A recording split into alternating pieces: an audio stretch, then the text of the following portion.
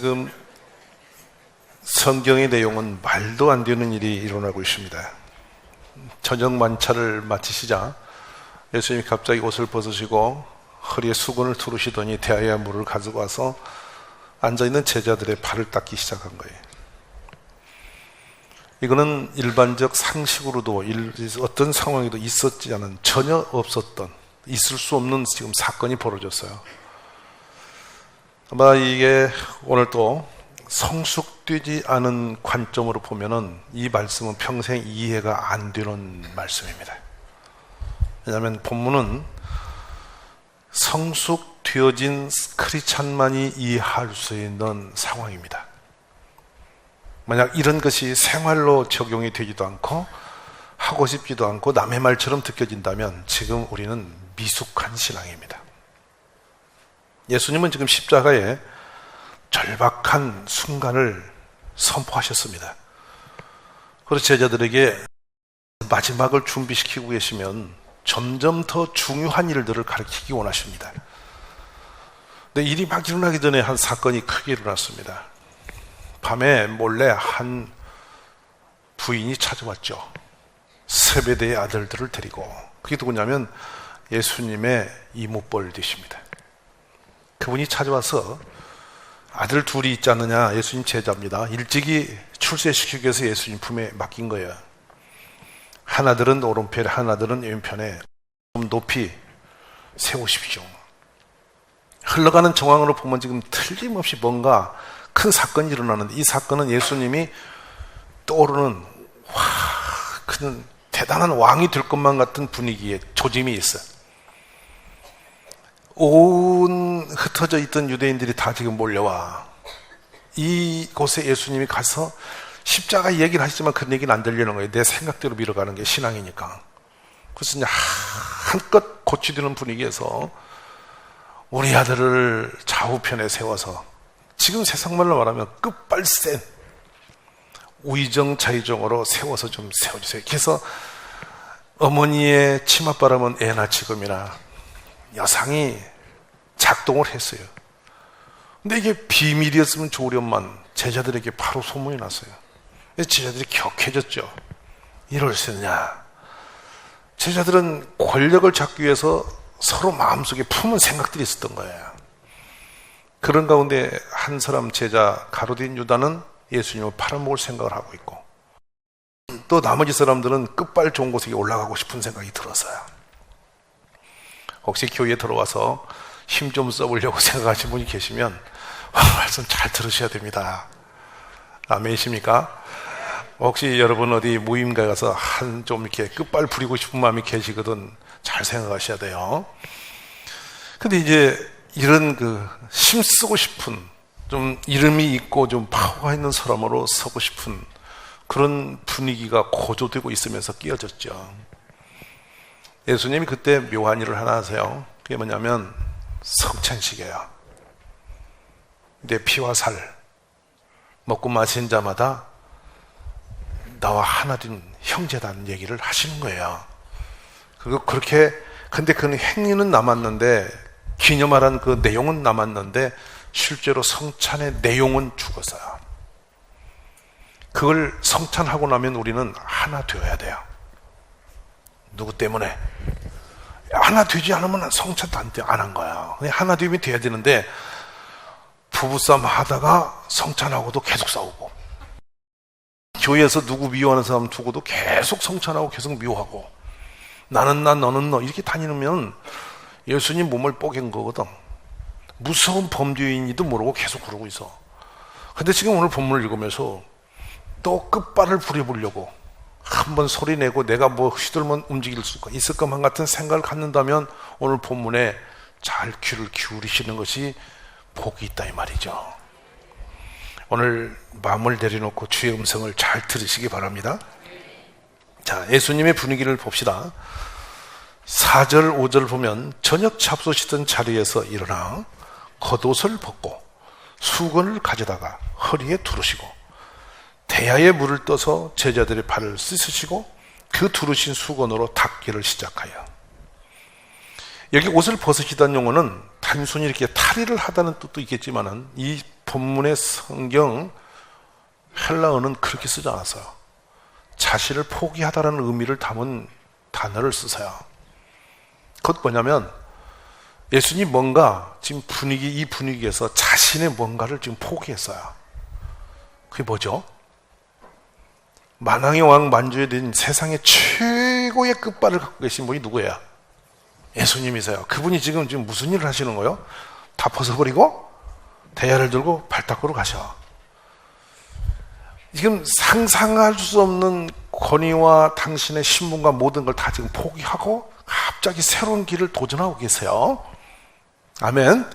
자, 그러자 제자들은 이 분위기가 여러분 상상해봐요. 얼마나 미안하고 민망하고 창피스럽고 부끄럽고 막 어색하고 그럴 거 아니야.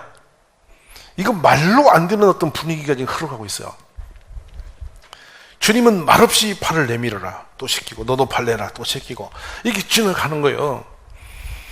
조금 전에 서로 다퉜고 서로 높아지고 싶었고 막 정신없이 달려온 이 순간이 갑자기 예수님이 펼치는 이 장면에 아무도 왜 그런지 이해를 못해. 그러자 왠지 어디든지 결정 지을 때마다 뛰어나오는 분이 한 분 계세요. 누구세요? 예수님이 12 제자 중에 특별한 한 분이 있어. 분위기 메이커. 있었어요? 이분이 아니었다면 성경의 기록이 상당히 좀 그랬을 것 같아.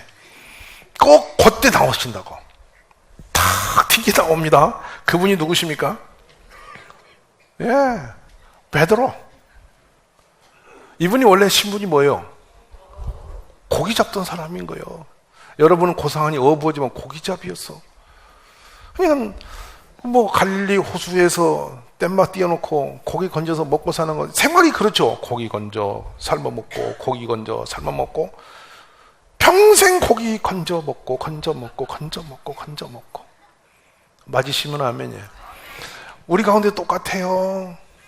돈 벌어 먹고 돈 벌어 먹고 돈 벌어 먹고 돈 벌어 먹고 돈 벌어 먹고 그러다 늙어 죽고 그밖에 없어. 그러니까 아들이 아버지의 그 비석을 쓰는데 아무리 생각해도 아버지의 위대한 말을 함축에 쓸 말이 안 떠올려서 먹다 죽다 썼어요. 이게 인생인 거야. 근데 그 베드로를 누가 잡아다 지금 끌고 오셨어? 예수님이 불러내셨어. 베드로 흥분했어요. 뭔가 신분에 놀라운 일이 벌어질 것 같은 분위기. 그래서 부름 받을 때 배도 그물도 다 비리고 처가의 장모님까지 앞세워서 따라가 나선 사람이에요. 그죠? 그래 달려온 3년이 지금 뭡니까? 뭔지는 모르겠는데 분위기는 뭐 한 자리 해야 될 것 같은 분위기를 가지고 왔는데 뭐가 분위기를 지금 잘못 그릇두고 있어. 그래서 지금 마음이 상해가 분열이 되고 있는데 그때 갑자기 예수님이 발을 씻기고 계시는 거예요. 그러자 베드로가 내 발도 씻으시라니까? 6절 한번 읽어보실래요? 뭐라고 하는가? 시몬 베드로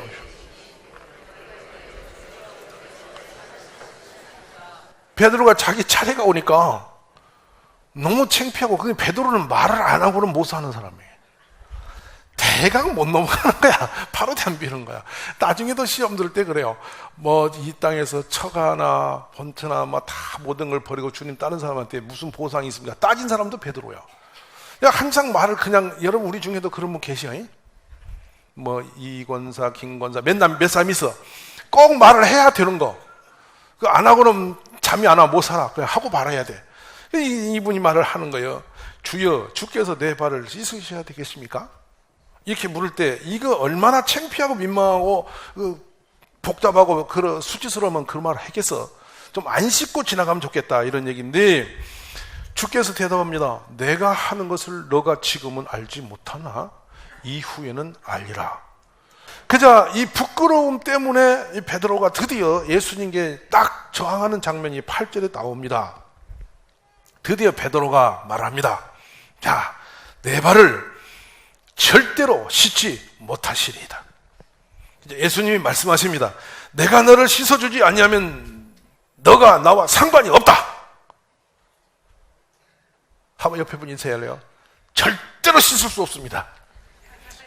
그저 예수님이 그러면 너랑 상관이 없어. 이거 뭔가 심상치 않습니다.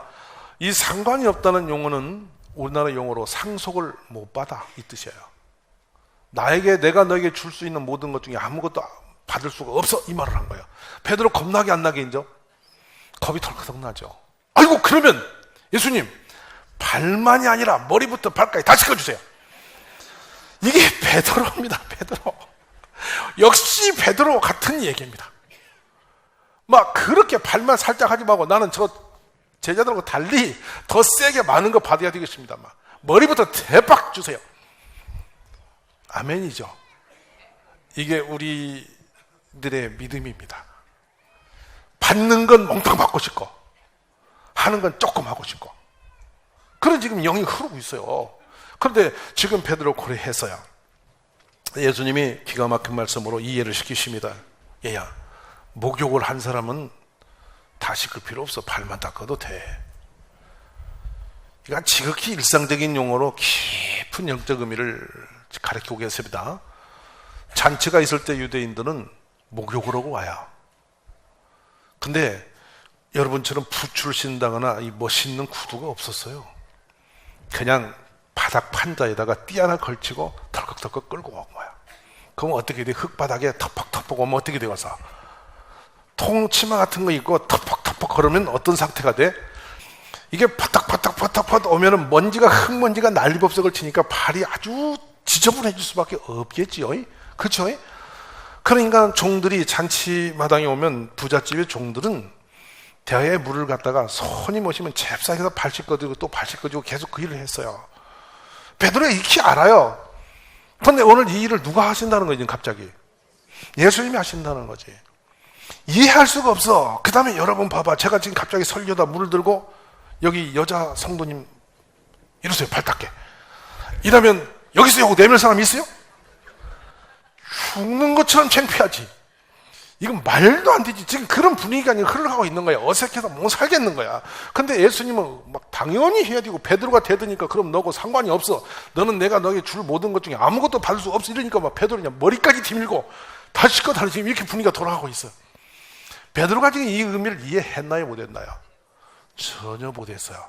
그런데 오늘 여기 듣고 계신 여러분은 이해하신 것 같아요. 아멘입니까? 재밌는 장면입니다. 자, 여기서 우리는 두 가지 의미를 하나 갖습니다. 하나는 거듭남의 은혜입니다.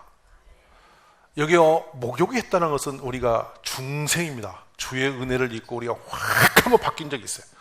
그리고 죄를 다시 안 지면 주님만 또 계속 지어요, 죄를. 계속 회개를 하면서 사는 거예요. 이렇게 영적으로 해석할 수도 있습니다만은 지금 우리 주님은 이 장면에서 뭐를 집중하고 계시냐? 섬김의 영적 의미입니다. 섬김의 영적 의미. 섬김은 누가 섬기는 것이냐면 세상은 낮은 자가 섬겨요. 힘없고 옷 빼고 가지지 못한 사람이 잡혀가서 돈 몇 푼의 인생을 팔고 그냥 바닥에 기는 겁니다.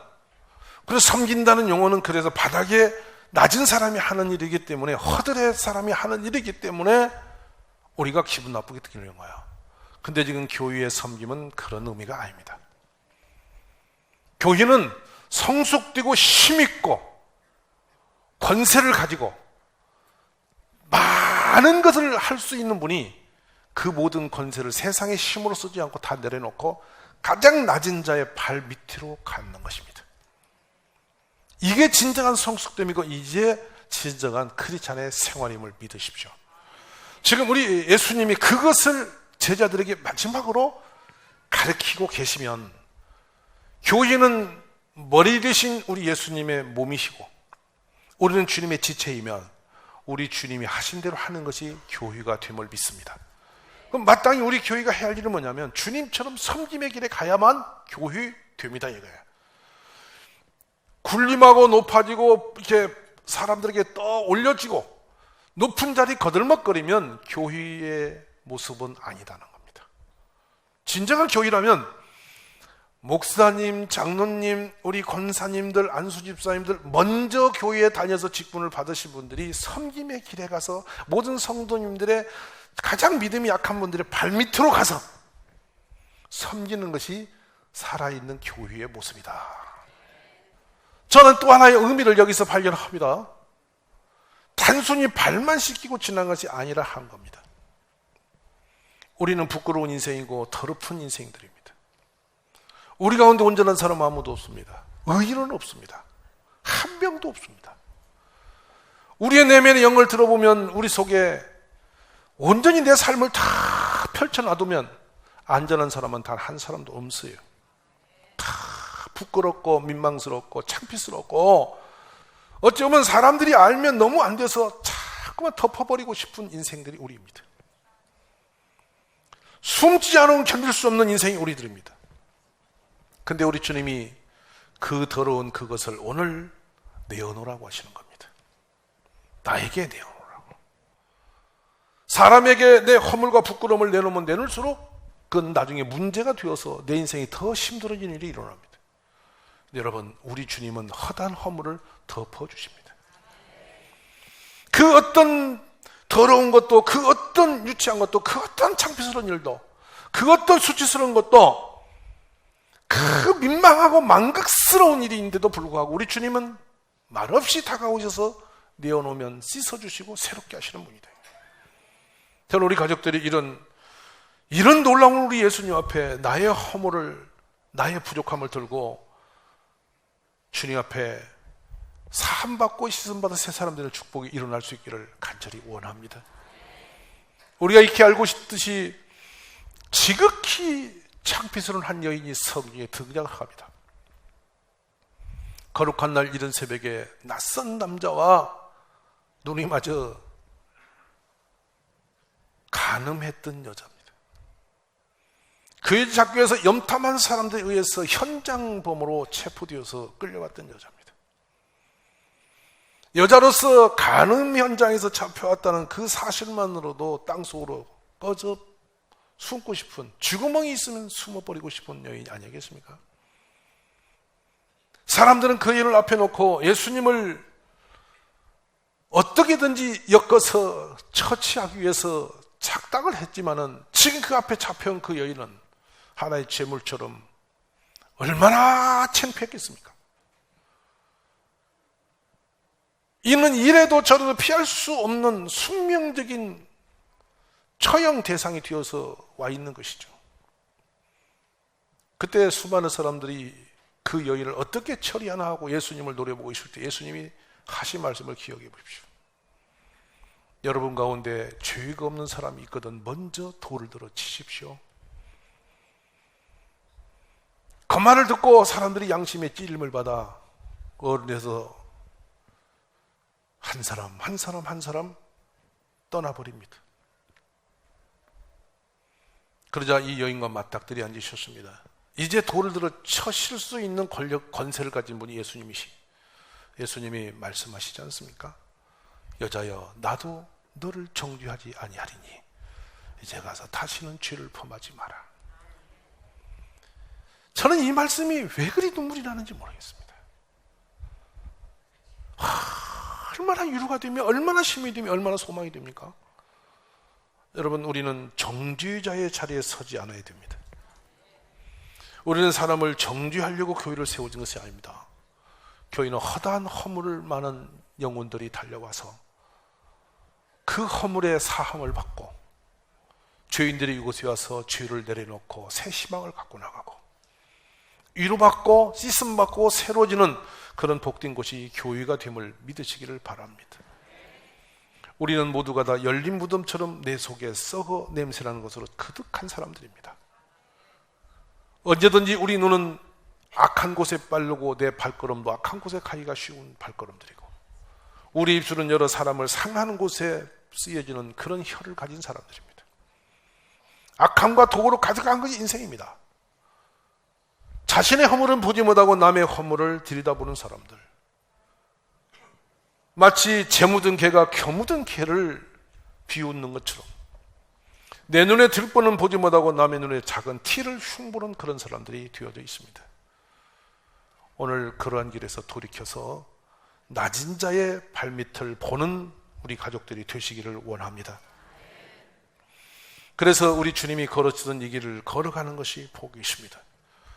갈라디아에서 사도 바울은 이와 같이 말씀을 전합니다. 형제들아, 사람이 만일 무슨 범죄한 일이 드러나거든 신령한 너희는 온유한 심령으로 그러한 자를 바로 잡고 너 자신을 살펴보아 너도 시험을 받을까 두려워하라. 너희가 짐을 서로 지라. 그리하여 그리스도의 법을 성취하라. 만일 누가 아무것도 되지 못하고 된 줄을 생각하면 스스로 속이는 것이라. 각각 자기를 살피라. 그리하면 잘할 것이 자기에게도 있어도 남에게도 있지 아니하리니 라고 말씀합니다. 사랑하신 여러분, 약한 자, 허물 많은 사람의 짐을 져보신 적이 있습니까?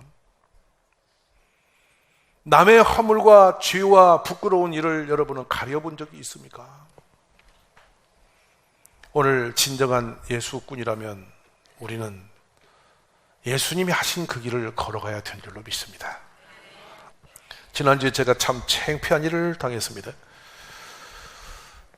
아주 어린 아이들이 한 무리가 오더만은 막 저한테 환영을 합니다. 제가 그 중에 둘의 아이 이름을 알아요. 특별한 아이예요. 그래서 그 아이 이름을 제가 불러드렸어요. 그게 실수였어요. 전부 다 고개를 들고 내 이름을 맞추래요. 알 수가 없어요. 그래 제가 모른다면 실망 같아서 말하니까 왜 아느냐고 계속 안 가고 덤비더라는 거예요. 끝장 승부가 됐어. 근데 드디어 고백을 했어. 내가 사실은 모른다. 그랬더니 그럴 수가 없다고. 그래서 네 이름을 네가 말해봐. 그랬더니 그럴 수 없대. 계속 맞추려는 거야. 갈 수도 올 수도 없이 걸렸어. 나는 덥지 애들은 많지. 큰일 났어. 땀을 뻘뻘 흘리고 저를 못 가게 했어. 그래가 제가 자수를 했어요. 진짜 몰라. 목사님이 진짜 몰랐더니 그런데 하나이가 딱 고개 들더니 그런 말 하는 거예요. 우리가 많잖아. 목사님 다 몰라도 돼. 이라고 하는 거야. 그래도 애들 다 데리고 갔어. 이야, 허물의 사함을 받을 때 오는 기쁨. 얼마나 제가 고마웠는지. 우리 주님은 오늘 여러분 우리의 허물을 덮어주시네요. 우리의 모든 악함을 없다 하시고 사랑하는 자녀를 하셨고 하늘의 문을 열어 축복의 문을 열어 여러분 우리를 복되게 하시고 모든 약함들을 강하게 하시는 분이 우리 예수님이세요. 교회 와서 죄가 드러나고 교회 와서 욕을 먹고 교회 와서 상처를 주고 교회 와 누구를 정죄하고 교회 와서 남의 허물을 끌어올리고 이렇다면 우리는 온전한 성도가 아니에요. 학문이 짧은 분을 만나면 그분의 수준에 가서 말하고 싶었어요. 내가 좀 아는 것 머리 들고 내 알지? 이러고 제가 하지 않으려고 몸부림했어요. 가난한 사람 만나면 가난한 사람에게 맞추기를 힘썼어요. 좀이라도 좀 좋은 거 내가 있으면 그것 들고 남에게 상처 줄까 늘 겁이 났어요. 두 아이 기르면서 아이들의 옷을 제가 사입히지 못했어요. 헌옷 입혀서. 메이크업이 오면 제가 그걸 제쳤습니다. 힘들었습니다. 왜? 못 입는 아이가 보면 상처 입으니까요. 차라리 낮은 곳을 향하는 것이 행복합니다. 가난한 사람의 수준에 맞추는 것이 더 편안합니다. 오늘 우리 가족들이 나는 너보다 낫지 하는 생각을 갖고 계시면 지금 예수님을 모르는 겁니다.